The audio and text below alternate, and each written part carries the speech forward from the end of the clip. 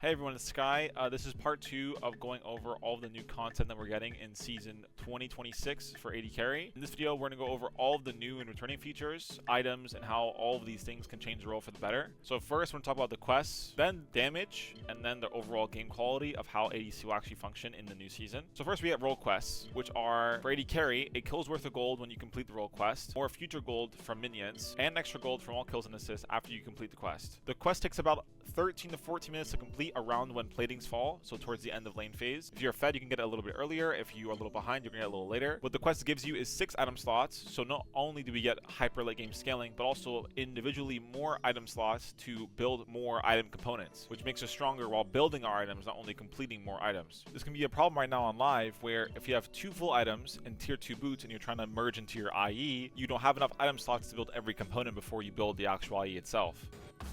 I love this buy. Yo, I can't wait to have an extra item slot.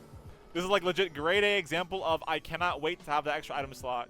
When you buy cloak pickaxe with 2 items already and boots, you don't have another item slot to buy a BF sword. God, this role fucking sucks right now. It's so bad.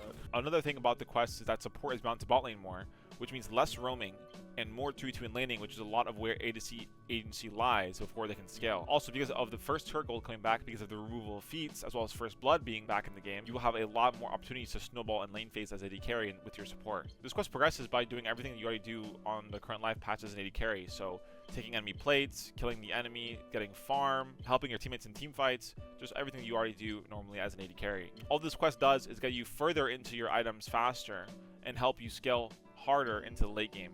You have a lot more agency because your support needs to lane and bot lane to complete their own quest, which also gets them their support item, so they can no longer just AFK roam topside while you're suffering in bot lane. For number 2, we have buffed crit damage to 200% from 175%, 2 new items, returning Stormrazor for another item in the ADC pool, and Sheen returning with Essence Reaver, as well as LDR with Giant Slayer, and Mortal Reminder with Giant Slayer. The purpose of these 2 new items is to fill spaces in the ADC item pool that aren't really filled right now. So this new ult-centric ADC item, these are for the champions that want to build Hexplate but want to have it in a crit space, which gives them attack speed, crit, and a really good passive.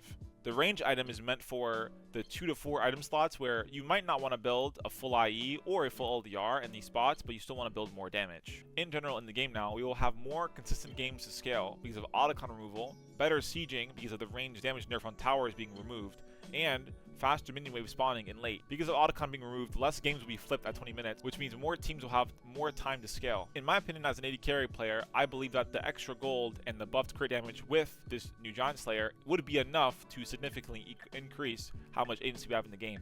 But we're getting a lot more than just that. Seeing gameplay on PBE and testing up damage on PBE myself, we do a lot of damage now. The main negative of all of these changes is that our first items are still pretty hard to build. Stormrazor has a really shitty build path. Yuntal is a little more expensive and still has the same build path. Collector isn't buffed. Essence Reaver with Sheen actually makes it harder for a lot of teams that want to build the item to build the item. Because we scale so much harder and have better spikes on our items, this makes it overall better for the role. I think Riot wants to make it so our first items are pretty shit, but after that, we are very strong. For I think what will be the last part of the series, I wanted to do my last worries for the role, including top lane and, you guessed it, mages.